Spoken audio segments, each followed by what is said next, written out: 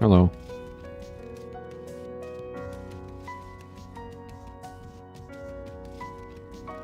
Told you I'd be back. And it's evening now, see?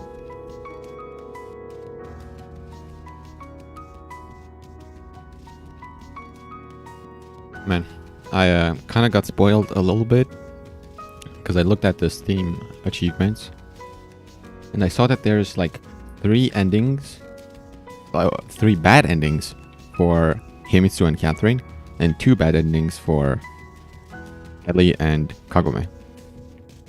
So I got 1 bad ending already. I'm risking to get another bad ending, maybe? I don't know. And the worst part about it is there is an achievement called Patience is a Virtue that you get if you wait or if you watch the entire credits. And I am so pissed because I stood through so much to like an hour and a half of those credits to see my name. I could have gone like for however much, like half an hour longer and gotten the achievement. Now I'll have to leave it running for 2 hours in order to get the achievement. Or I don't know how much it lasts, but yeah. Oh, sucks. It sucks, but let's go. By the way, for those of you that don't follow me on Twitter, I put out the best tweet of the year for the people that play this game. I absolutely love it. I saw the clip from, like, it's how Nikolai is such a bad protagonist, and how every time Kagome even mentioned the word we, Nikolai would be like, what do you mean we? And it's a clip from Breaking Bad with Walter White going, we? Who's we? And it's so good, bro. It's so, I couldn't stop laughing, bro. It's such a good tweet. I love it. So if you're not following me on Twitter, please go to my profile, and you need to see that tweet, bro. You don't need to follow me if you don't want to, but I would appreciate that very much. I'm not very active, but still, if I have an audience, I mean, I would be more active probably. But that tweet is just so good, bro. Okay, enough about that. Let's keep going, and hopefully, I kind of do want to get to the good ending. I don't know. Maybe if you get a bad ending, I'll stop. I don't know. We'll see. We were climbing a low hill with sparse, stumpy trees.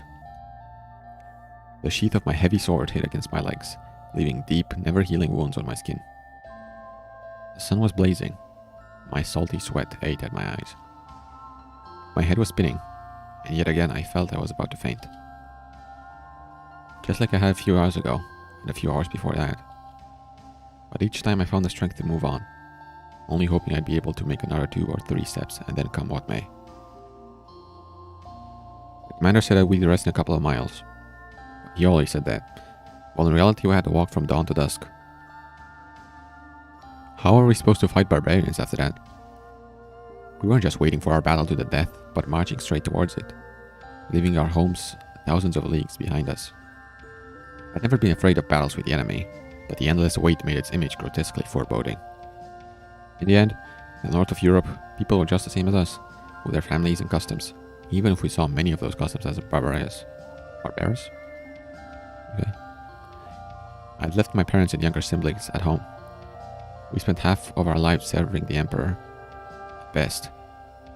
We had a much higher chance of dying in battle or ending up uselessly maimed, making those around us feel nothing but pity and disgust than returning home safe. I guess it wasn't the life I wanted as a child, but I wasn't lucky enough to be born a patrician, and so I didn't get to choose my own fate. Night, a break, a fire. It was nice to finally take my sandals off, but my soles had grown so rough they lost almost all feeling. I rubbed them again and again, but the sensation was barely different from caressing a rock. Why am I dreaming I'm a Roman soldier? An old soldier began to tell his never-ending story about fighting barbarians far in the northern forests. about tree fairies and other evil spirits that helped them, about mighty druids with their magic that entire legions were helpless against. The younger man laughed and made sarcastic remarks, saying it was very strange to see him alive after facing such devilry. Those older and more experienced mostly said nothing and calmly cleaned their weapons or fixed their armor. I belonged to the former group, but I didn't know what I'd feel after a dozen or two of battles. The old soldier was probably telling his tales not out of a desire to brag, but rather guided by concern for his younger comrades, in his own way. On the other hand, you couldn't say for sure he'd made it all up. Why did our gods, reigning on Mount Olympus, have more right to exist than the gods of the forest people? Okay, so I'm a Greek soldier, not even Roman. It often seemed to me that none of my comrades were bothered by such thoughts. But what emperor? Greece wasn't an imperial state. None of the states there were imperial, right? I mean, there were kings, but emperors? I don't think so. And the Roman gods weren't on Mount Olympus, right? I don't know where they were. Maybe they were, because it's basically the same. They're basically the same gods, but with different names. Maybe they were. Maybe they were. It was good that our commander didn't know about my regrettable affliction. A legionary on the steadfast and merciless of the enemies. Yeah, Rome. Okay. I was right. I was instead merciless to myself. The mere landscape gave way to hills, mountains, and endless forests dominated by conifer trees. It seemed to me that every tree hid a barbarian, the string of his bow taut, ready to launch a deadly arrow in my direction. Morale dropped dangerously low during the past few weeks. First mistake of the day. Let's go. Cold, hungry, in a foreign land. We kept moving forward to collect taxes from tribes who didn't even recognize the authority of Rome. Senators getting fat in their marble palaces didn't have a clue how difficult the life of a legionnaire was. Even the animals here seemed to be against us. Simple hares appeared to be much more cunning, dexterous, and elusive than one could expect. They didn't just do everything they could to avoid being eaten. They seemed to be driven by a desire to starve us. Packs of wolves howled that night, sometimes somewhere in the distance, sometimes so close you think you only had to roll to the other side to come face to face with a ferocious predator. Second mistake. The forest itself felt like it was pressing down on our shoulders, as if we were in a different world with its own set of rules. A world that didn't welcome hostile outsiders. Dense foliage was everywhere, ready to whip our faces. Sharp branches aimed for our eyes like spears. The ground beneath our feet was riddled with bumps, snags, potholes, and ravines, making every mile harder than the last. Even the birds sang differently there, spreading a grim song of war. At one point, I had a feeling that our whole unit had already died and gone to the afterlife, but Charon was nowhere to be seen.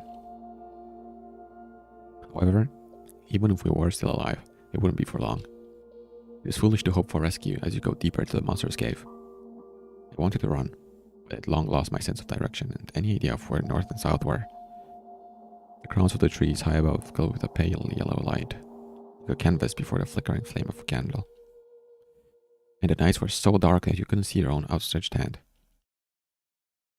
I didn't know how long we wandered these forests, but one day, the endless columns of trees gave way to a small glade, behind which lay a lake ending in a sheer wall of stone that went up all the way to the tops of the tallest of pines. Mistake.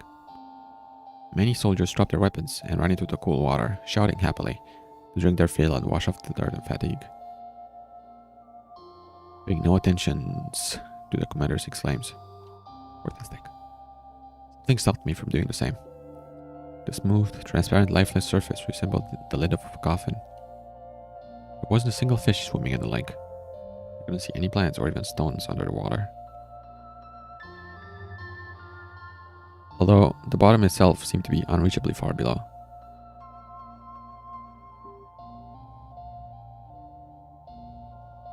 Once most of my comrades were in the water, a shadow suddenly came over the forest.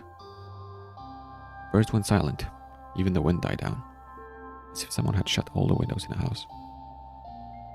I realized that it was the end, but the darkness that came didn't bring any fear, terror, or pain, only an endless, emotionless emptiness. Not just a feeling of the end, but a denial of even the beginning of the very fact of your existence. Never lived cannot die.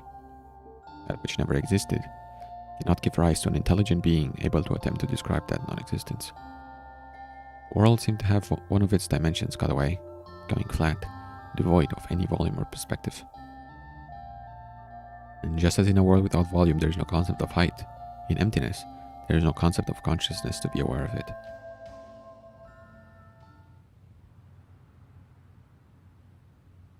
I snapped awake in cold sweat, jumped off the bed, desperately grasping for air. It felt like I was choking, that somebody had drained all the oxygen out of the room, and only an asphyxiating gas was getting into my lungs. I ran to the window and snatched the curtain aside. The sun was rising over Tokyo. Only then did I realize it was nothing but a nightmare. But it felt more real than any dream I'd had in my 18 years of life. Maybe it was a memory from a previous life. Would I have been a Roman legionnaire who had died somewhere in the forests of Northern Europe? No, that's nonsense. I smirked under my breath, but my heart was still racing, reminding me that theory was no worse than any other. Besides, the bed was empty. Apparently, Kagome had already woke up.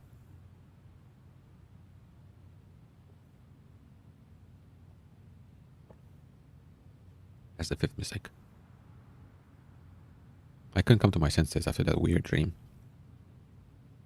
I always believed I was stupid to try and explain the working of a sleeping brain from the logic and viewpoint of the waking mind. But you can laugh at the supernatural all you want until you face it yourself. I walked out to the street and bought a bun and a soda from a vending machine. I walked around the hotel, hoping to meet Kagome, but to no avail. On Saturday morning there were fewer people on the street than on weekdays, and that scared me a little. Every person I met seemed to be watching me suspiciously, as if I looked wrong. Time passed, but Kagome still hadn't returned. I paced back and forth across the room, worried. Only then did I notice the glass ball sitting right in the middle of the table. How did she manage to bring it with her? Kagome only had a small bag. I discovered a piece of paper carefully folded under the ball. Nico-san, I can't take it anymore. You're in danger every second you spend with me. Oh, I love how the music is picking up now. I'll handle everything myself. Please try to forget me. I don't think it will be too difficult. Oh, you son... Okay. I turned my eyes away from the note, turned my head a few times and blinked. No, it wasn't another dream. I read the note again, but still couldn't quite grasp the meaning of it. The words refused to form sentences, carrying only shreds of meaning. If it hadn't been Kagome writing this, I would have thought it was a prank. I'd get all scared, start running around the hotel panicking. Then the door would open, and Kagome would be standing there with a snide smirk on her face. But I knew that wouldn't happen. The handwriting was confident and steady. It clearly was a spontaneous decision. That snow globe. Was it an accident she left it there, or as a sign, a symbol? Kagome be planning to do this from the very beginning? I grabbed the snow globe and swung as hard as I could, ready to break it against the wall. But then I froze, and soon let my hand drop limply by my side. It could be the only thing I had left of Kagome. But it was too early to despair. I didn't know what she was going to do, but I at least knew where she would go. No matter what happened with our relationship, Kagome would never abandon her grandfather. I ran out of the hotel and sprinted in the direction of my house. Running there was quicker than taking a train.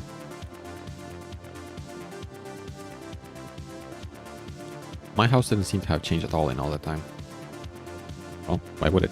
Only a month had passed. I groped for the keys in my pocket with tense fingers. Well, God willing. Moriki-san? I carefully opened the door and walked inside on tiptoes. My shoes were the only ones in the hall, and the phone stand was covered with a thick layer of dust. Apparently the old man hadn't been bothering to clean, though I could hardly blame him. There was no one in the kitchen either, or in any of the other rooms. Sixth mistake. The fridge was empty, and it generally seemed like no one had lived here the entire month. But how could that be? Kyosuke had told me he was visiting Moriki-san regularly. We met him yesterday ourselves, and a bit before that Kagome had called from a payphone. I sank powerlessly to the floor instead of Kotatsu, and, following an old habit, bypassing my conscious mind completely, switched on the TV. Saturday morning shows seemed even more vulgar to me than usual. And I remembered Kyosuke again. I entered the hall and picked up the receiver with such force that particles of dust flew all over the place. Hello? Kyosuke replied in a sleepy voice. It's me. I need to know where Moriyuki-san is. He didn't respond immediately and then said in a very cautious tone. Nick, is that you? Where are you calling from? What does it matter? Calling from home. I decided to check whether my old house was still standing or had started to fall apart. I thought I'd have a cup of tea with Moriyuki-san since he's temporarily staying at my place. Her sarcasm sounded evil, and I grew angrier with every word. But can you imagine the dilemma I'm facing? It turns out he isn't here. The fridge could starve a cockroach to death. Everything is covered in a meter-thick layer of dust. If I didn't know you've been visiting Moriyuki-san regularly, I think that... What would I think, Kyosuke? Nick, calm down. I could clearly tell he was scared, even though we were divided by kilometers of wires. Calm down? Is there a reason to worry I don't know about? Nick, you see, they said it'd be better for you. For both of you. For Iwamura-san too. Who's they? I asked coldly, not even particularly surprised. Some people, I don't know for sure. I told you whatever they asked me to on the phone. Nick, I swear, I didn't want to deceive you, but you see, it all worked out fine in the end. Worked out? I scoffed and hung up. What a friend. Of course, I had no right to blame Kyosuke. The corporation could be threatening him and his family. In the end, everyone places the safety of themselves and their loved ones above everything else. So what was going on then? Kobayashi-jun had known where we were hiding all along. Then why the theatrics of the hotel raid? All of those questions seemed deeply peripheral. Most important was that I'd lost the girl I loved. And I'd lost her in the worst way possible. She left me. Had she stopped believing I'd be able to protect her, convince herself that we needed to break up for the sake of my safety? The second option sounded even worse. Oh, guess what? When people try to protect you, it doesn't feel good, does it? Dumbass. When you do something for another person without even asking if they need or want you to, it usually ends in disaster. So that's the 7th mistake, I think. How many times had I made that mistake? And Kagome was much more persistent than me. If she decided something, it was that way for a lifetime. Suddenly, I was overcome by primal fear. I felt like the egg mistake. I hadn't just lost someone I loved, but that my very existence was in danger. Not because of Kobayashi-jun and his corporation, no.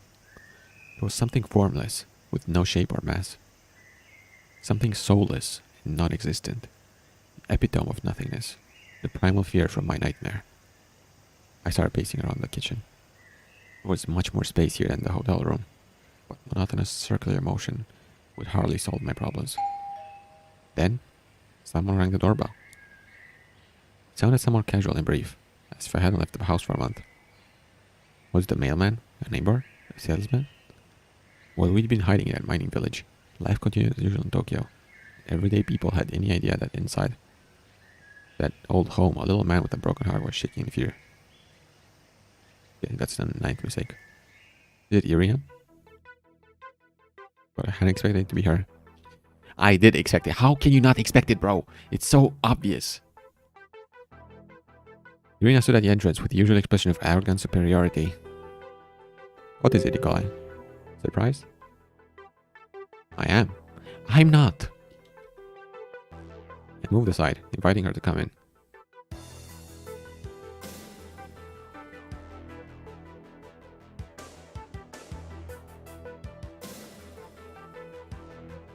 Irina sat behind the table and casually crossed her legs. Pretty lonely at your place, huh? As usual. That's so. Well, maybe you're right. Why are you here? I sat across from her and gave her an intense look. Seems like kidnapping Kobayashi's granddaughter didn't quite work out, so you chose the other one instead. You know that too? We only found out recently, while looking into the strange behavior of Kobayashi Corporation regarding you and your girlfriend. But you don't know yet that... Caught myself. Kagome had left only this morning, so they probably didn't know why we were no longer together. What? Irina squinted and leaned on the table as if trying to take a closer look at my face. That you won't get anything from Kagome. Where is she, by the way? I could feel I failed already. I should have picked my words more carefully. What does it matter? You need her to make the Benzo Kobashi Jun, right? That's the case, don't bother. He cares about Ellie more than her. Kagome had picked the perfect moment to leave, as it turned out. A few hours later, and she could have ended up in a KGB sense. Why do you immediately think so badly of me? What, do you want to help us? Perhaps. He smiled slyly. And what will I need to do for it?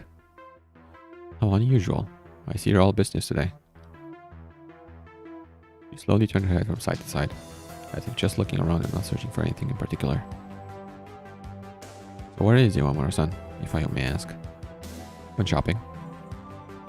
I responded, trying to keep mindful. I'll wait for her here. Kagome knows nothing. She never even met Kobayashi-jun. Oh, is that so? Yes, it is. I snapped back quite rudely, but Irina didn't react to it. I want to. I suddenly felt it uncomfortable to sit in the same spot. So I stood up and walked around the kitchen.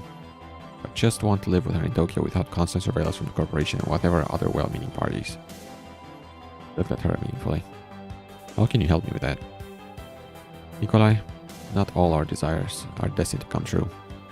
It's time for you to worry about yourself, don't you think? What do you mean? You must have realized already that it isn't safe for you to stay in this country. I virtually boiled up with anger inside, but managed to remain calm on the surface, with a titanic effort. I wasn't ready to let Kagome go yet, and she definitely wasn't ready to leave Japan. I presumed that to find myself somewhere safe, I'd have to work for you. I realize that it's useless to appeal to your sense of patriotism. So let's say you'll work for me personally. What's your personal offer? Oh, for now, just to wait for your girlfriend to finish her shopping. I hemmed and returned to the table, slowly lowered myself onto the chair and took a challenging pose. That will take a while. What are you talking about? Finally, a moment of discontent crossed Irina's face. I don't know where Kagome is now, and I don't think she'll be back. Even if she did return, as I said, she's of no use to you. Let me decide that myself, please, she said slowly, with a threat in her voice. Be my guest. I'm in no hurry. You've got a whole day ahead, then another one, and another one after that. How untimely. She gritted her teeth. What is? Yeah, the urges from under your belt threaten my plans. Well, excuse me. I smirked. Where is she then? It was clear that Irina was aggravated, but a Soviet intelligence agent clearly wasn't going to give up so easily. I'd like to know as well. I'm telling you, let's wait for Kagome together. You're behaving boldly for someone in your position. For someone who's got nothing to lose? Oh, Nikolai, you can't even imagine how many reasons you can find to cling to life when death appears near. Is that a threat? He scoffed, stood up and looked around again, as if she'd forgotten something. This conversation isn't over. You know where to find me. Now, in addition to all my other problems, I had the KGB spying on me again. I'd already managed to forget about the ever-vigilant Chekists, and, to be honest, had been more than happy to. So then, even if a miracle happened and Kagome changed her mind and decided to return to... No, she couldn't. Okay, so that's, like, 2 mistakes in one, so... 10 mistakes? Okay. To be honest, I didn't really understand what Irina wanted from her. Was she planning to hold her hostage? To blackmail Kobayashi-jun? Had been open to negotiations even for the sake of his legitimate granddaughter? And to reveal his secrets to spies from a hostile country? However, KGB Major Irina Mostovaya could have a much more complicated plan that I just couldn't yet understand. The evening was drawing near.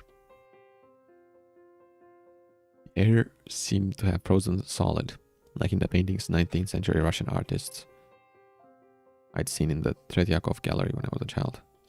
Another one. 11 mistakes. I probably don't need to read that. Some art gallery.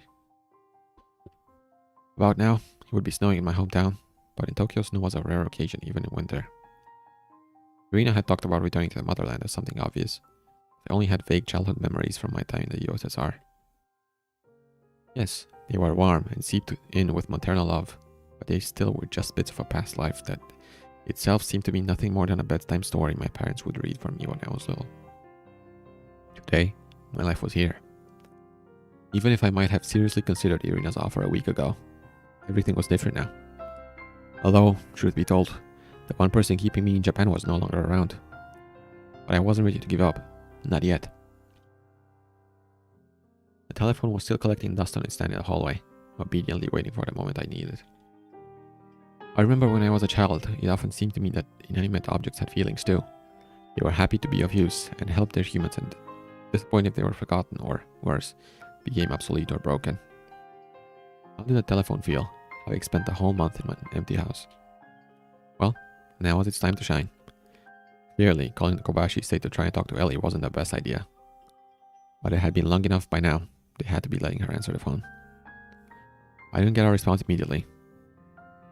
Can I please talk to Ellie-san? A long pause. I will check to see if Ellie-san is home. I didn't know what I'd say even if she took the call.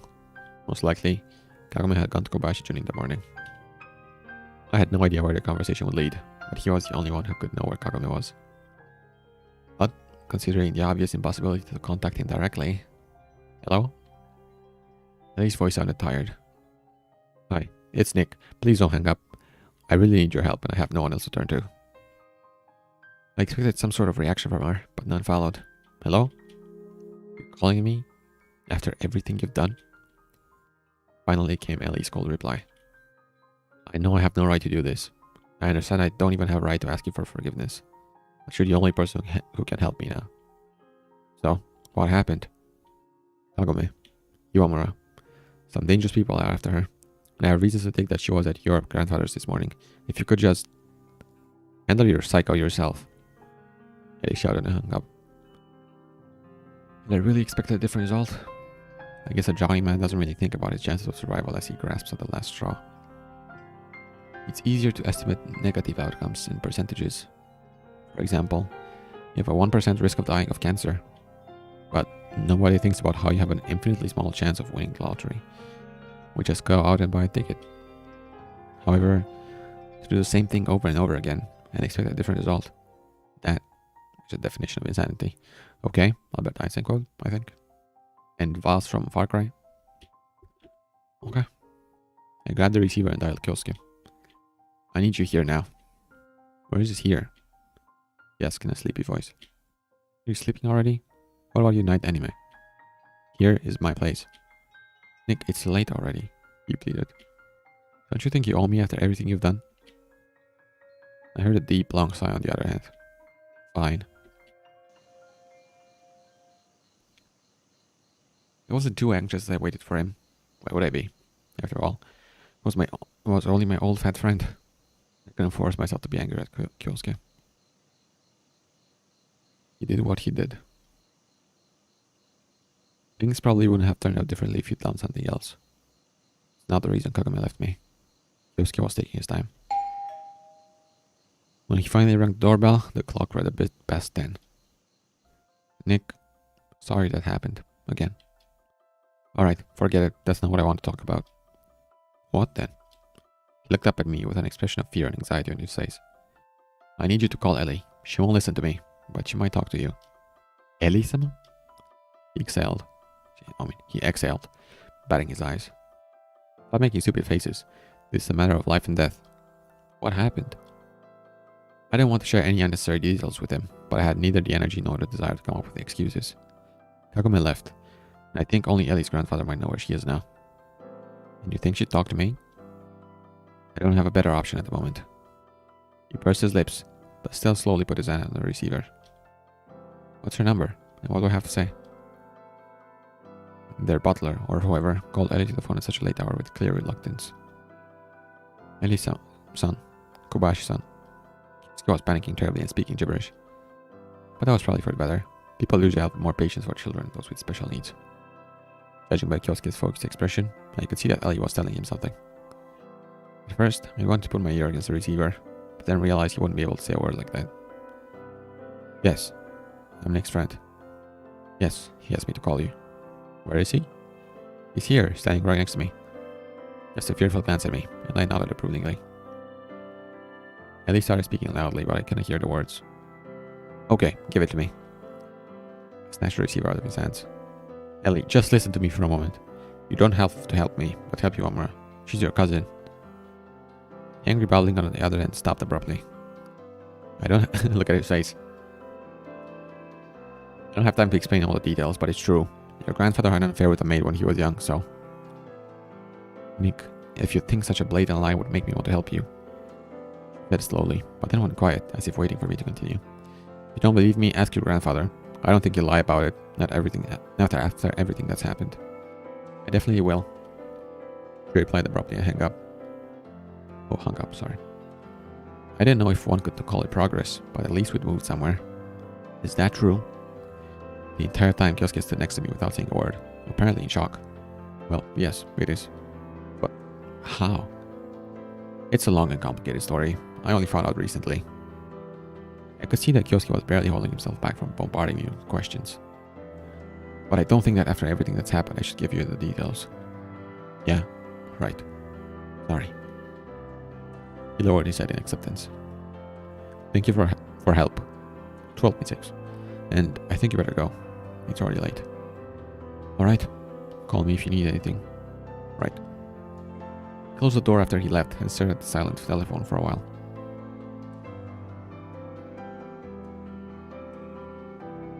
Of course, it was stupid to count on Ellie's help. But if she would talk to her grandfather about Kagome, it could make him think. On the other hand, what was I trying to achieve? Kobayashi-jun would hardly do any harm to Kagome. I had more than enough evidence to believe that. So, now everything depended on her choice alone. But I couldn't influence it if I never saw her again. I kept pacing around the house almost until morning, thinking through a plan of action, but eventually fatigue got the best of me.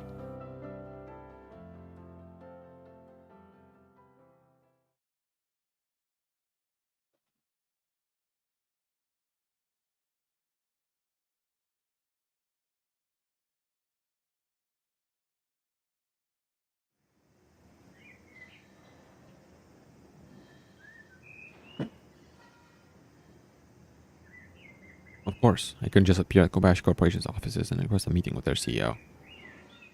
At the point of fact, I was a criminal. I could expect to find myself behind bars at any moment. By now it was clear that Kobayashi-jun had known all along where Kagome and I had been hiding.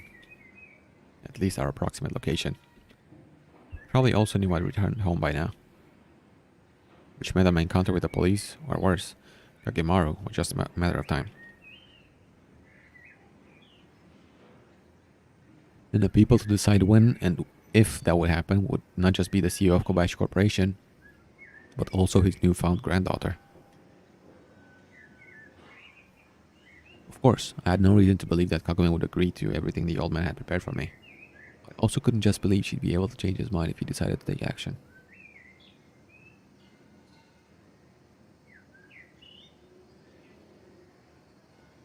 Couldn't expect help from anyone.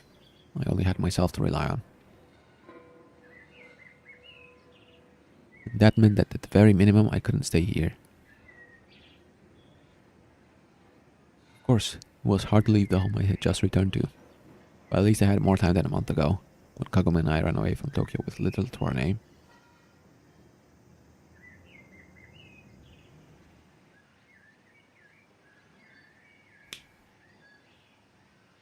I packed some things, opened the front door, and froze at the doorstep. I turned around and cast one last glance down the dust-covered hallway. Of course, if I was lucky enough to find Kagome and persuade her our relationship wasn't over, I could return. But if not... I kicked aside the fallen leaves with the tip of my boot and prepared to set off when the phone rang. It couldn't hurt to take one last call, right? Nick, is that you? Ellie asked without waiting for my reply. To say I was surprised would be an understatement. Yes, it's me. I talked to my grandpa and I could tell she was extremely nervous. Well, he didn't confirm your allegations directly, but I know that sometimes his silence means more than any words. You decided to call me? Quickly fill in the pause that followed. If you know anything else, I want to hear it. Okay, Let's meet. I'll tell you everything. Can you come along? I can. And let's meet at the bar in an hour. In an hour and a half. See you. Said briefly and hung up. It didn't seem like one of Kobashi-jun's tricks. He wouldn't put Ellie at risk. For the second time. But I still had some reservations. Ellie could bring a tail, even against her will. I had to be prepared for that. There it is, Ace Attorney again. Fishy, where are you?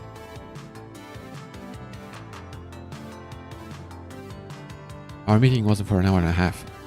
I hurried to the bars at full speed. 13 mistakes.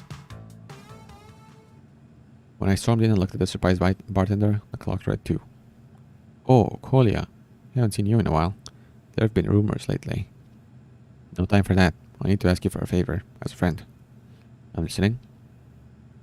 I'm having a meeting with a girl at your bar in a bit, but I'm afraid she might be followed, so there's something I want to ask you to do. You don't have any customers yet anyway. Made a wide gesture, indicating the empty tables. When she comes, call her in and close the bar. If someone tries to break in, we leave through the back door. I remember you having one, right? Aren't there easier ways to meet with a girl in private? The salacious smile didn't suit the situation at all. It's not about that. I have far more important things in my mind than hooking up with broads. It's a matter of life and death. The bartender's expression changed, and he stared intensely at me for a while, as if trying to recall a theorem long forgotten. What if someone comes before her? Well, then close the barn down now. I don't know. He paused before replying. Fine, but only for you. There was no need to tell the bartender what was really going on, and neither had I any desire to. So he just kept sitting at the counter with a glass of water. So, no beer for you? Need a clear mind. You see. So anyway, where have you been? Or is that a secret too? Was working as a miner. Oh, as a miner. 14 mistakes. I smirked sadly. You? A miner?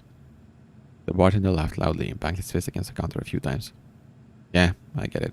It's a good joke. I raised my arm and flexed my bicep. The bartender's smile vanished at once. I had to leave Tokyo for a while because I got in the way of the wrong people. What people? Suddenly, he squinted suspiciously and became unexpectedly serious.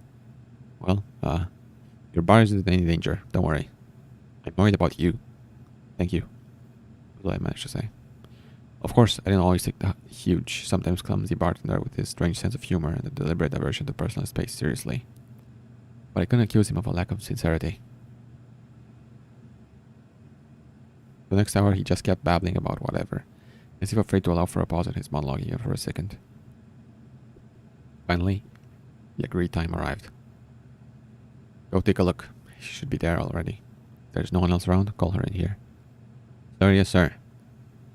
He saluted like a seasoned veteran and rushed outside. It didn't even take a minute for the door to open again and for Ellie to walk downstairs, accompanied by the sound of a bolt locking into place. Carl stopped at the counter. Looked at me and then checked her surroundings, confused. What's this all for, Nick? You want to kidnap me again? He asked with more surprise than fear. You could have been followed. I invited her to sit at a table in the far corner of the bar. The bartender stayed behind the counter, gave me a nod, and returned to his business, his whole demeanor trying to make it clear that he wasn't eavesdropping. You don't think much of me after all. I'm not accusing you of bringing someone along, but they could be following you without you knowing. Who's they? Ellie wouldn't let you go. Whatever, doesn't matter. Forget it. Let's just say I'm more comfortable here than outside. I don't even know why I'm here and why I'm talking to you now, after what you and that girl did to me. Now you're calling her my cousin. Thank God she's not a sister. He smirked bitterly. I only just found out recently. I'm as surprised as you are. But if you think about it, it all makes sense. They're kidnapping you. Sorry, again. It was difficult for me to look into her big, piercing eyes. Did I ever apologize to her for the kidnapping? I can't remember. Well, I mean, I thought that something was off. Your grandfather could easily have captured us, but he didn't. Everything went too smoothly, like in some kind of spy movie. Until now, we've been hiding in a mining village, and I could believe that we'd managed to hide from your corporation. But when we returned to Tokyo, it turned out that Kyosuke had been lying to me and Kagumi's grandfather had been in the hands of the Kobashi Corporation all this time. What point are you trying to make? What does it have to do with us being related? Ellie interrupted me, irritated. I patiently continued. Think for yourself. If your grandfather could have busted us at any moment, why didn't he? I don't know. And what does it matter? It was obvious that Ellie wasn't going to delve into my complex logical analysis. Okay, fine. But you spoke to him yesterday, right? I did. Ellie replied somewhat absent-mindedly.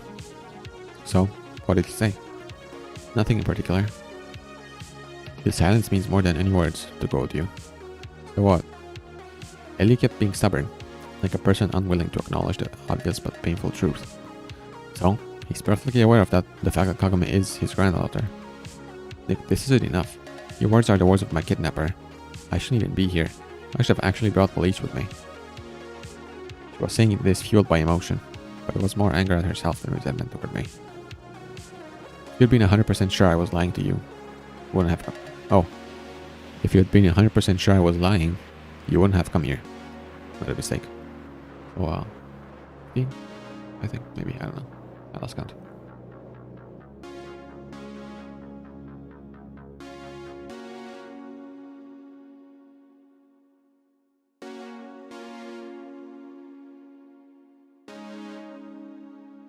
Wait, I'll be right back.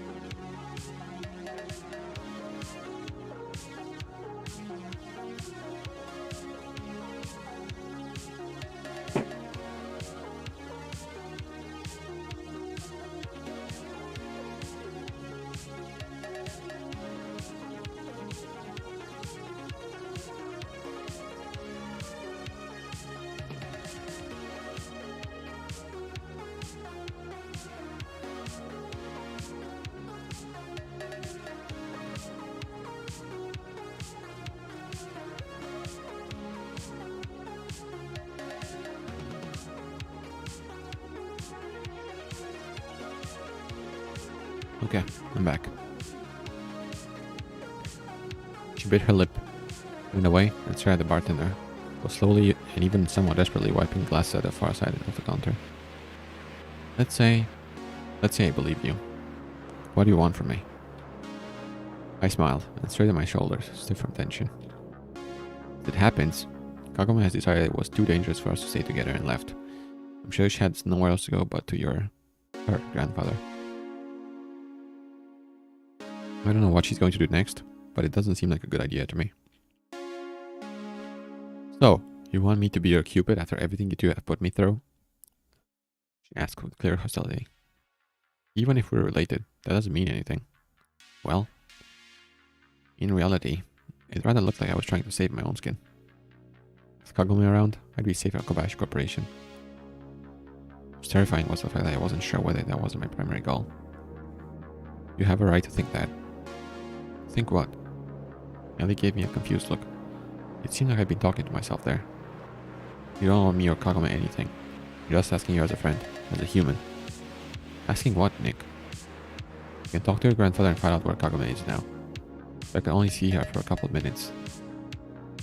Ellie pulled back, crossed her legs, and brought a thoughtful expression to her face, as if trying to solve a complicated mathematical problem. Why would I do that? Believe it or not, I don't need a sister like that. We can help each other. Iwamura isn't particularly interested in becoming a Kobayashi either. To a certain extent, it was true. Kagome had had plenty of time to remind Kobayashi Jun of her existence, but she'd never done it. But right now she's at my grandfather's, according to you. Ellie was also right in her own way. She had to go. There was no other choice. The next thing you'll say she sacrificed herself to save you. He smirked, almost contemptuously. Well, wouldn't go that far. Then what do you need, Nick? What is this all for? He looked like a completely desperate man trying everything he can, even the most impossible option. I fidgeted in the chair and started looking all over, as if trying to find support somewhere. But the bartender kept polishing his beer mugs. There was no one else in the bar except me and Ellie. My plan was falling apart like a house of cards. Well, to be frank, I didn't have a plan to begin with. Ellie was right about that. Even if so, I don't see how you can help me. It all depends on my grandfather, and I'm not going to cross him anymore. Even if he legitimizes Iwamura? Well, it's like you said. She's his granddaughter, isn't he? Okay, 16 missing. Ellie said coldly, stood up and slowly walked towards the exit. I had no reason to stop her. There was nothing else I could say. Ellie looked at the bartender and ordered him in an imperative tone. Get me out of here. The bartender first looked at me cautiously, but immediately realized he had no right to keep her there, and dashed to unlock the front door. After Ellie had left, I ordered some beer after all. The bartender, obviously, rudely decided not to initiate a conversation, and I was grateful for that. Do you think... I haven't heard anything. Didn't eavesdrop at all. He immediately shouted and waved his hands. In reality, we would have had to be whispering in each other's ears to not be heard in such a tiny bar. Oh, in that regard, I had no problems with him. Do you think I can show up at Kobayashi Corporation in the middle of the day and demand a meeting with Kobayashi-jun? He thought it through carefully, then replied very seriously. Wouldn't. Yeah, I guess it's a stupid idea. Thanks for the beer. I reached into my pocket for money, but the bartender stopped me immediately. From the house. What are you going to do now, Kolya? What would you do if you were me? Think he's keeping you here? He started, but then his expression changed and he smiled. Well, it's up to you. I immediately recalled Irina's words, her sacrilegious offer to give her Kagome to secure my own safety. That's mistake number 17, right? Of course I couldn't do that, but I also saw no safe future for myself in Tokyo. I hope we'll see each other again. I said briefly, stood up, and left the bar that had become one of my favorite places in the city.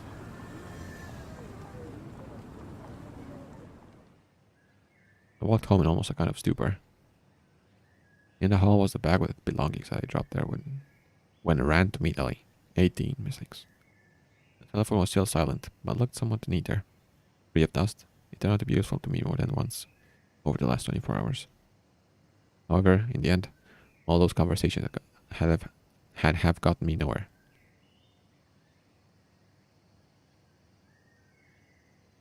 That's mistake number 19, right? I don't think it's correct.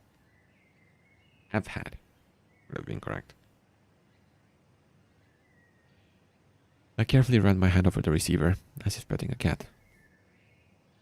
The phone was silent. That silence seemed to be very logical at this moment. There was nowhere to expect help from and nothing to hope for anymore. I grabbed the bag resolutely and walked out the door without looking back. My wallet was bulging comfortably, thinking that envelope from Moriyuki-san had been the right decision after all. Kagome at least wouldn't have any money trouble now. When I reached the station, it was already dark. Where had half the day gone? There was a single person on the square in front of the station. I wouldn't have been surprised to see a tumbleweed. No, That's how Tokyo was saying farewell to me? Bro, am I really leaving Tokyo? No way. Because that means bad ending, right? Of course, I was just one of millions of people in the capital, and I wasn't demanding any special treatment, but always believe an old friend will understand and support you in any situation. But in the end, Tokyo was more like a fickle girlfriend, forgetting all about her old lover the moment his life became troubled. Well, be it that way.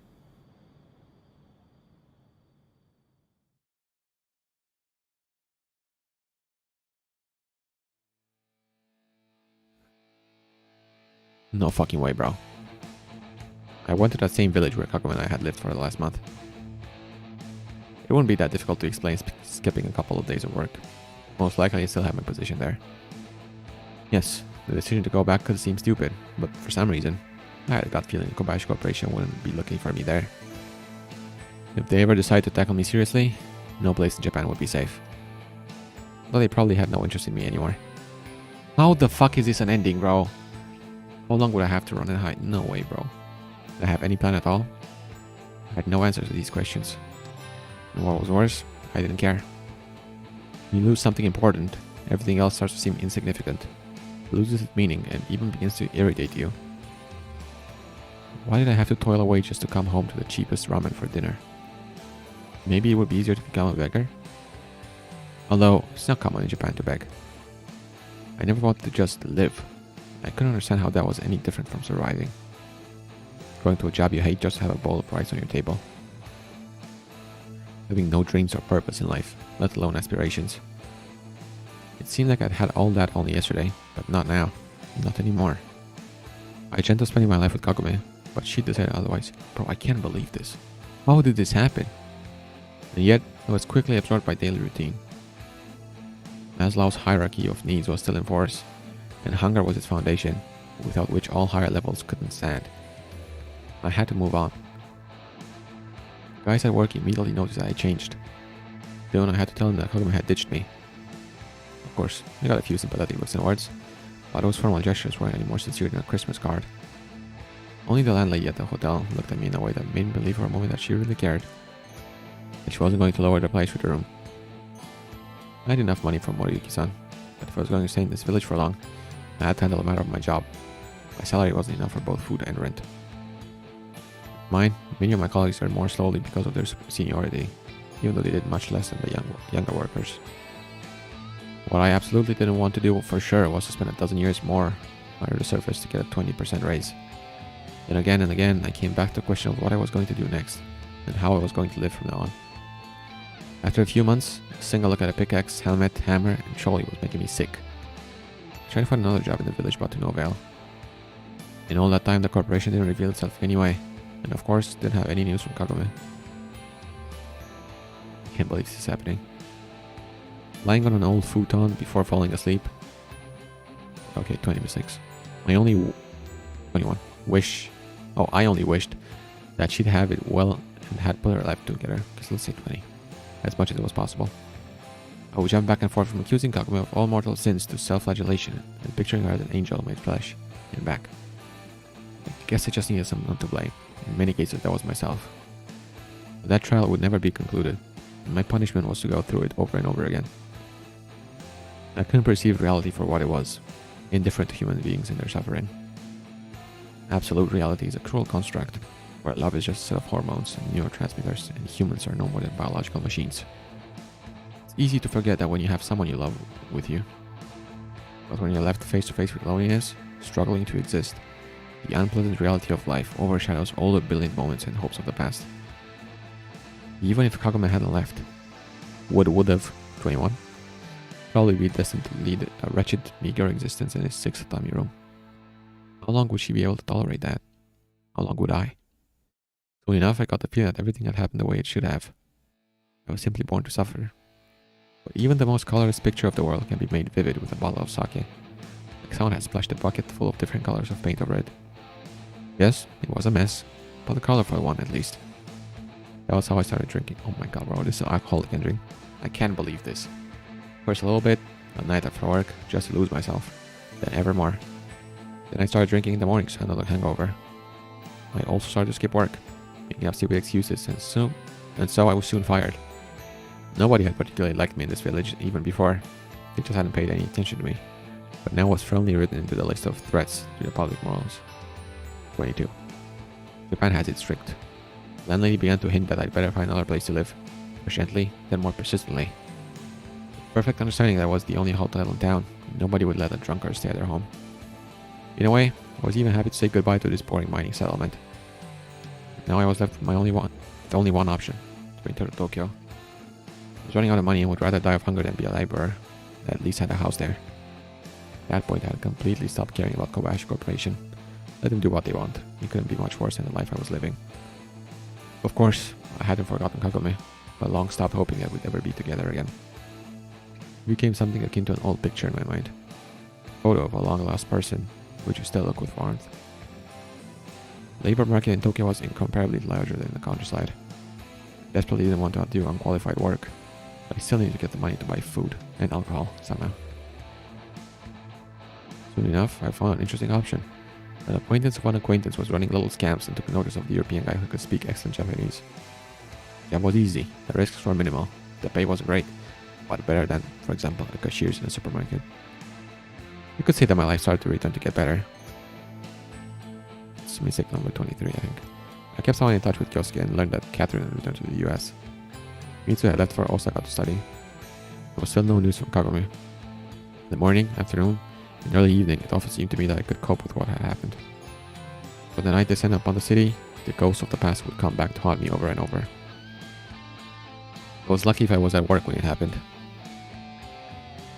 Twilight was the best time for that kind of activity. The time when downtown Tokyo was lit with neon lights, and expensive restaurants were filled with presentable guests with fat wallets begging us to relieve them. Twilight was the best time for that kind of activity. Oh, sorry. It was an easy job. In a sense, I even liked it. Why? I was working with people. But of course, I knew that the only reason I was doing it was the fact that I had no other choice. And my lack of desire to break my back for a miserable fair wage. 24. But there was a certain risk to it too. Of course, I was assured by my colleagues that everything would be a-okay. But the more I was in it, the more I realized that prison food in Japan, was a very realistic prospect. Yet I was trying to look at it philosophically. Or maybe I just didn't care anymore.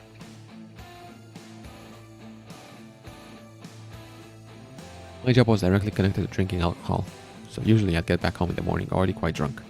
Wake up past noon, quickly get back on my feet with a couple of beers, somehow freshen up, which was required, then go to the city center again. Guess I used to think people took the wrong path in hopes of an easy life. Of course, physically I wasn't getting as tired as in the mine, but I realized soon enough that this job wasn't any easier, and in many ways was even more exhausting. Admittance cost a penny, but to leave. More than once I thought I wanted to quit, realizing that my virtual CV was accruing less than stellar entries. And sooner or later I did up of interest to the police. Which is exactly what happened in the end, and earlier rather than later. I was accused of fraud, went to a quick trial, and was sentenced to 3 years prison. I had no money to hire a lawyer, and they wouldn't have been of much help anyway. Everything was plain as day. I could exclude the possibility that Kobayashi Corporation might have had their hand in this, or even Kobayashi-Jun personally. I didn't know if they served revenge cold in Japan, but he had sure learned the Western principle of doing business well. Life in prison is no paradise, although I had no idea what could await me there. Was Japanese prison any different from Soviet or American? Yeah, I think that's missing now at 27. At least, there weren't any gulags in Japan, right? The truth turned out in many ways simpler than I imagined, in others more complicated. At first I thought they'd only feed us once a day, and everyone would go to the toilet in some hole right in the cell. 27.6. There's life even behind barbed wire. Although whether you could call it life or just survival was a whole other matter. There were 6 of us in a cell, 8 at the tummy week. We woke up at 5:50, had 10 minutes to make our beds and freshen up. Then it was a roll call, 15 minutes for breakfast, and then to a workshop for tailoring. Our prison made warm clothes for public servicemen. Lunch was from 12 to 12:30, then work again until 16:30, and some free time. And at 10, we had to be in our beds. We were mostly fed rice mixed with wheat. At first, falling asleep with hungry spasms in my stomach, I longingly remember Kagome's cooking. The regime was somewhat militaristic, waking up to a siren, going to bed to a siren, eating on command of the guards. Be an exaggeration to call the prisoners slaves. The difference between Eastern and Western mentalities and culture was even more obvious here. Besides, I wasn't Japanese, and that fact immediately worsened my position. No, I wasn't beaten every night, but my cellmates tried to make it very clear I wasn't welcome. Sometimes Kyosuke would visit me with gifts that would end up in my cellmates' pockets and stomachs immediately. Well, it was better than having no visitors at all. Prison changes people. It puts them where they deserve. If you end up in prison, it's probably because you made enough mistakes in life to earn it. Of course, there were innocent people here too, but if you were to ask the prisoners, the majority of them were innocent. Soon I started to think I was losing my personality, turning into some sort of robot. Its only purpose to live, clean the cell, make clothes, and unquestionably follow the orders of the guards. The others seemed to be handling the struggles of prison life far better than me. But while those 3 years left never healing scars in my mind and heart, they passed fairly quickly. Time flows differently in prison, and I couldn't compare them with 3 years spent on the outside. My house had been seized to cover my debts. I wondered who I was indebted to. But by now, a simple, honest, monotonous, mindless, low-paying job didn't seem like the end of the world to me. I worked to live, drifting on by inertia, following my prison habits. 29 mistakes, I think. I would wake up at 6 in the morning in my ramshackle rented room, go to work, and return home with a battle of the cheapest alcohol. Sometimes I remember Kagome, but it's something distant that had once happened to me. I guess after so many years I could track her down and at least talk. Could an ex-prisoner with a shady past possibly be a danger too?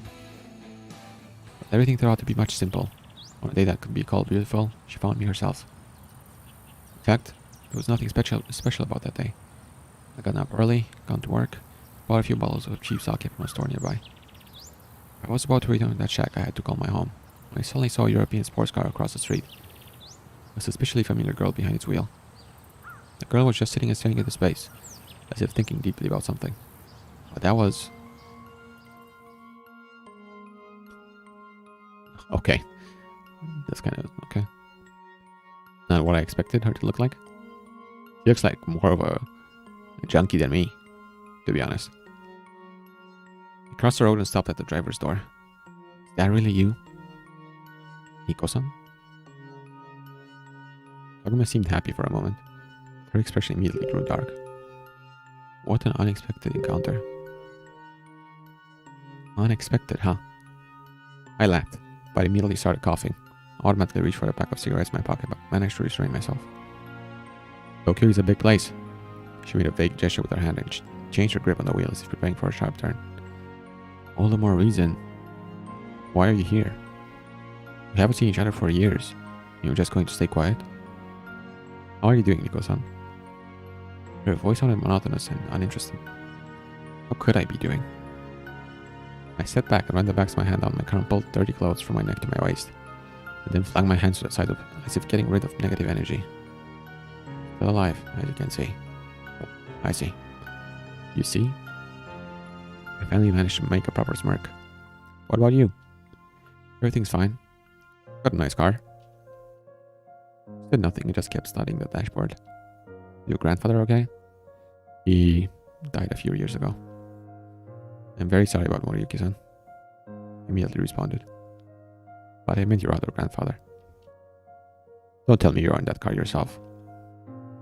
I carefully tapped the door with my knuckles. The sound was unusual, rich, more fitting for the halls of a majestic Bavarian castle. What does that have to do with anything, Niko-san? Kagome finally showed some emotion. Irritation, to be more precise. You abandoned me, and now you appear after so many years. I suddenly noticed, involuntarily, that she didn't have a wedding ring on her finger. And for devil knows what reason, that made an irritating warmth appear deep inside me. I got caught an accidental ray of sun on a grey autumn day.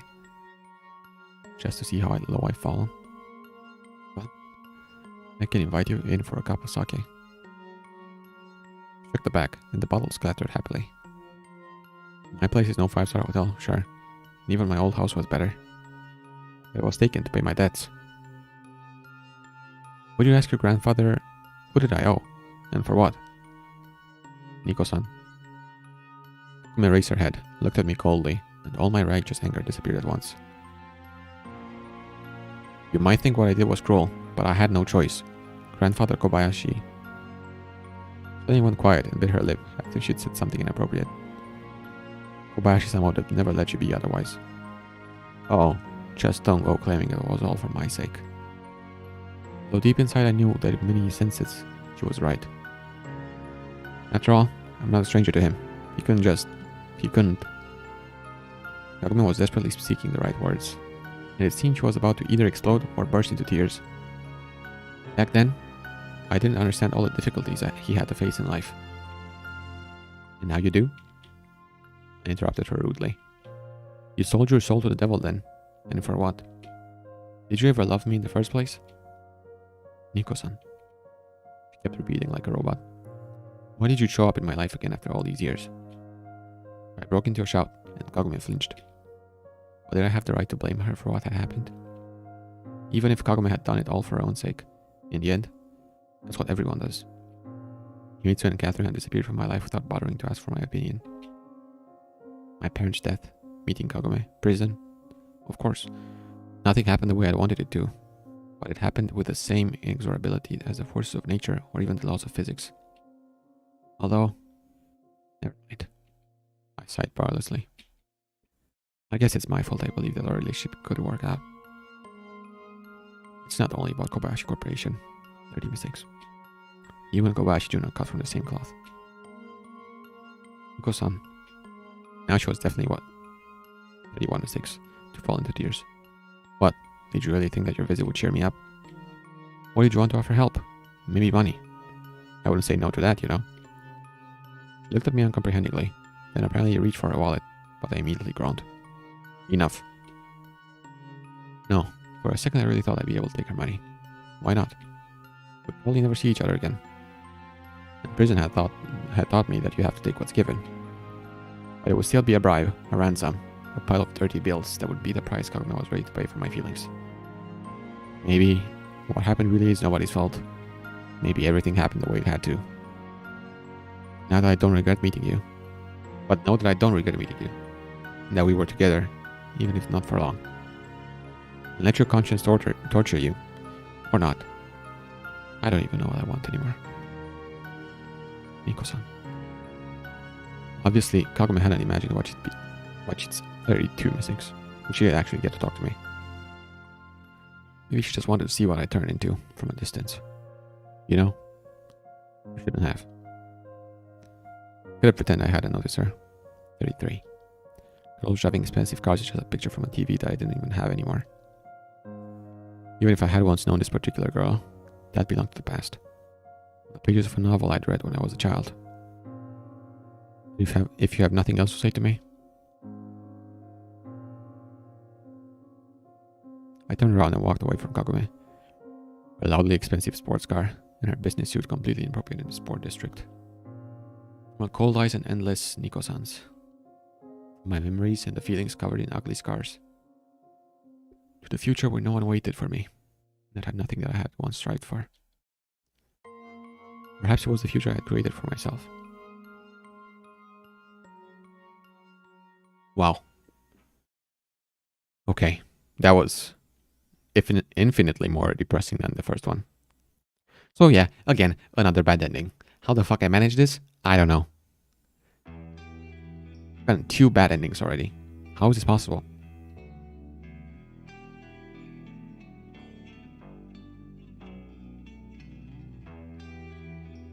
Bro, I'm not that bad at playing. Come on, what was my mistake?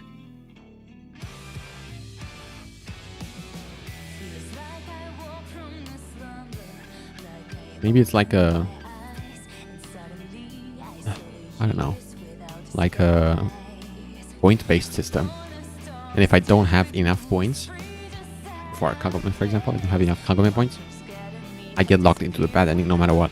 You know? Like if I did enough bad choices at the start, didn't rack up the points, then I'm locked into it. And it's not just one specific choice that puts me on this ending. Oh, is it?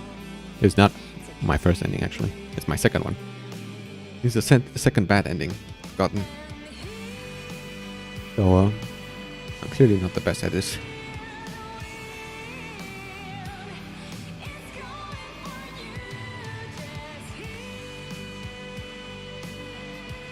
Yeah, first I got the first Kagome bad ending,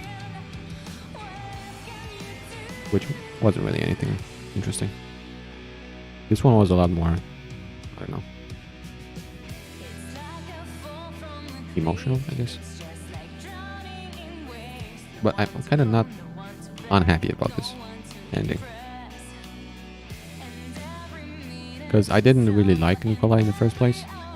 Or I don't think he deserves a good ending.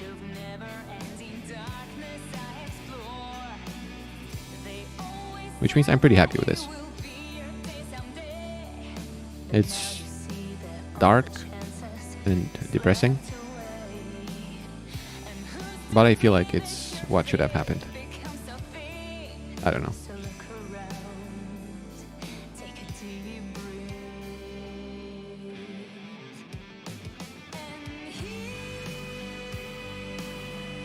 It doesn't feel good for me. Like, I wanted to succeed, obviously, and do something good, but for the character and for the story, I feel this is a fitting ending, maybe. Did you do the good ending for Kagome? Is it worth it?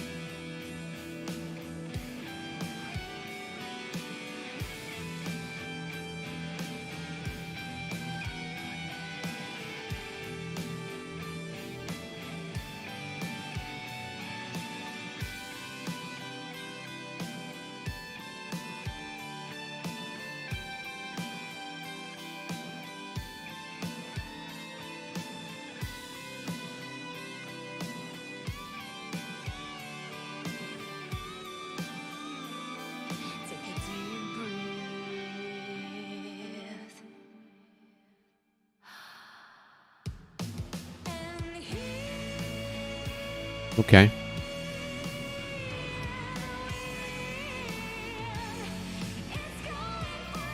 I don't know. I don't know if I should do it. Oh, this kiss scene. Oh, this kiss scene is very, very bad.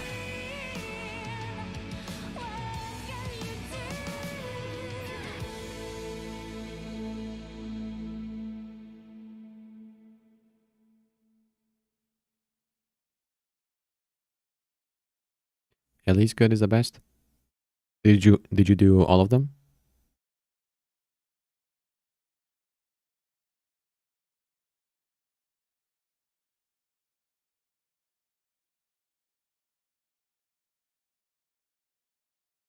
Oh.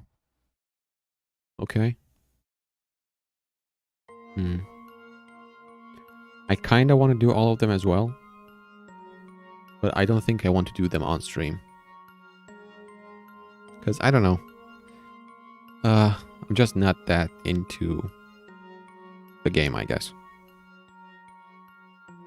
Like, I was a lot more hyped all these years waiting for it. Because I've waited for this for like 7 years, I think, at this point.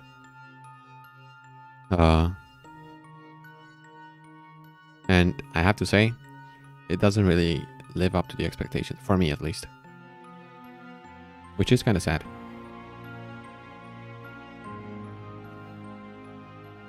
Like, the music is really awesome. The art is good as well. Mostly. The backgrounds, I mean, and the characters themselves. Those, like, drawings of scenes are sometimes good, sometimes not so good. But my biggest problem is with the story itself. It's just not that interesting, I guess. Or at least for me, it wasn't. Nikolai is a piece of shit. I don't like him at all as a character. I just hate him, to be honest. And I feel like I don't really have that much impact on the story.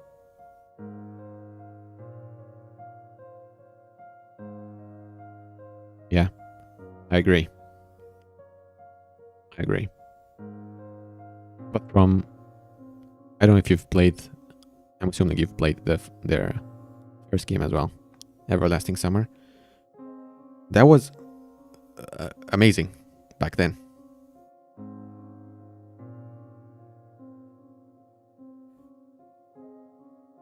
Maybe I was just younger and more impressionable, but I really liked that. I did every ending back then, and I absolutely loved it. But I can't say the same for this, sadly.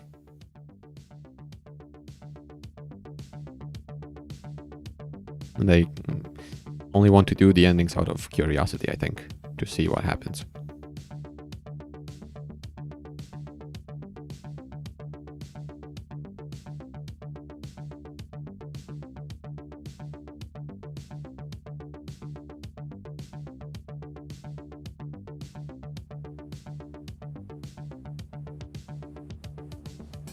I'm really, really torn on this. I'm not sure if I like this game or I don't.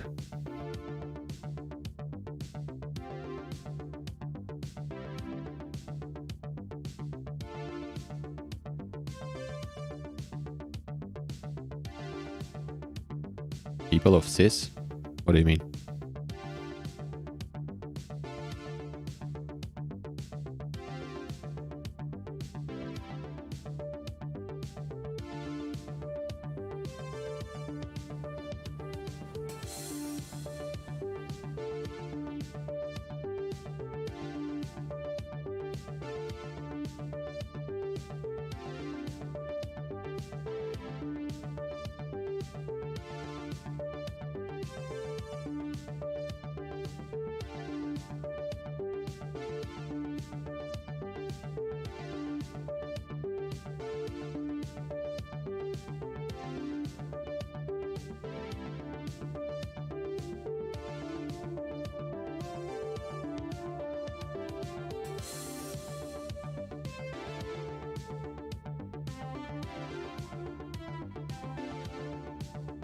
But yeah, like I was saying, I'm not sure if I like this or not.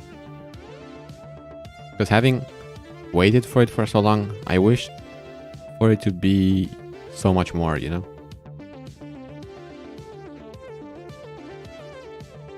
And it just pretty disappointing. I don't know how other people think about this. I looked a bit on Twitter, and I saw some people that were saying pretty much the same thing, that it's pretty disappointing that it doesn't live up to the expectations. But I'm not sure if that's like the general opinion. Which is very sad, of course, because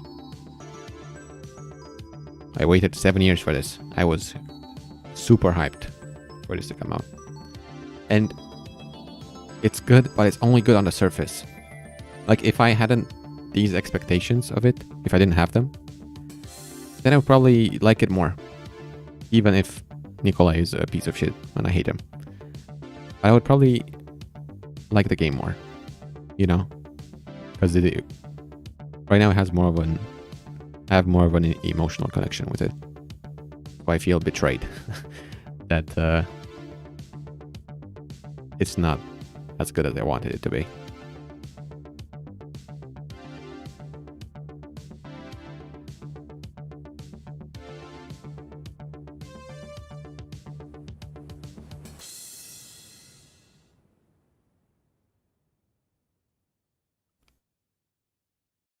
But yeah, that's why I won't play it on stream anymore. So I would say I end the playthrough here. It's, as I said, it's a fitting ending for the story. I am extremely disappointed in Kagome though. Like, extremely disappointed that she just sold out to the Kobayashi Corporation. What about her father, bro? She cared about her father. What happened to him? How could she, you know, just do that?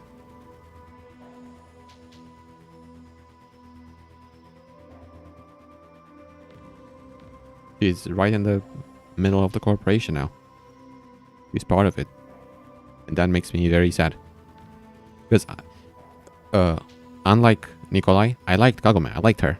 Even though she was barely, she was almost a psychopath. I liked her.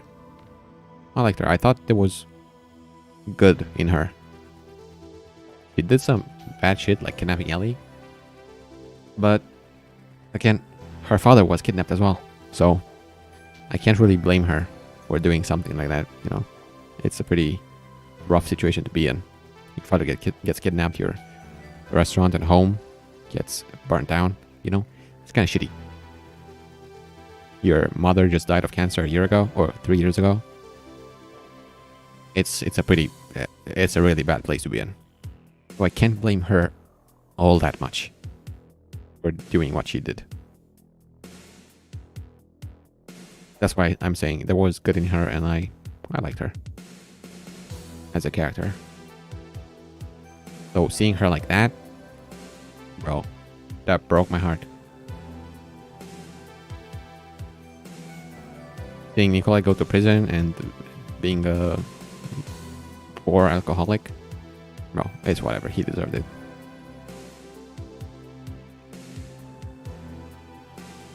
But yeah, Kagna was a very, very disappointing one.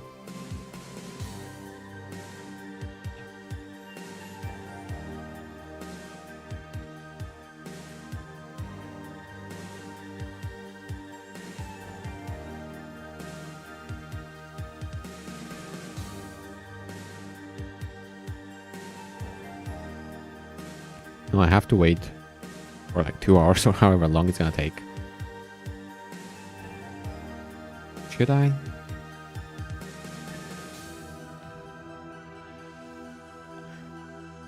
I don't really want to.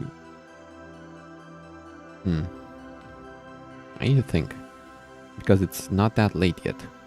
So, even if I don't stream this anymore, I could start streaming something else. And by something else, I mean Naruto. At the same time, I'll be leaving Thursday. Which means I don't really have that much time. I only have today, tomorrow, Monday. I'm not sure if I'm gonna stream. Really not sure. I probably won't. I won't stream on Tuesday. And that just leaves Wednesday.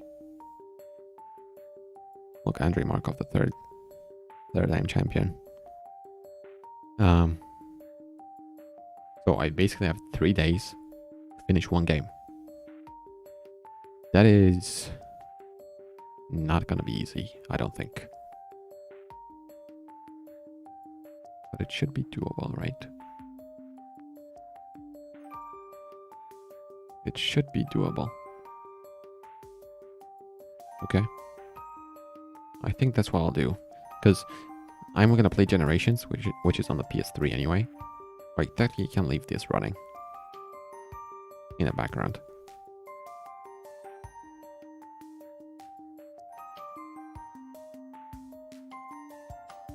Yeah, I think I'll do that.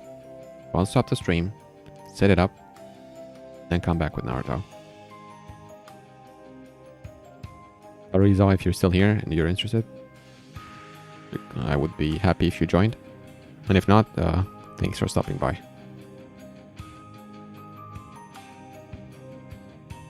Yeah. It feels bad moving away from this game, because I wanted it to be so much more. And it wasn't, sadly.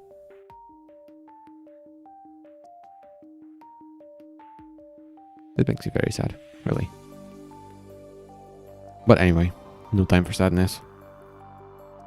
I'll set up the new game, and I'll see you soon.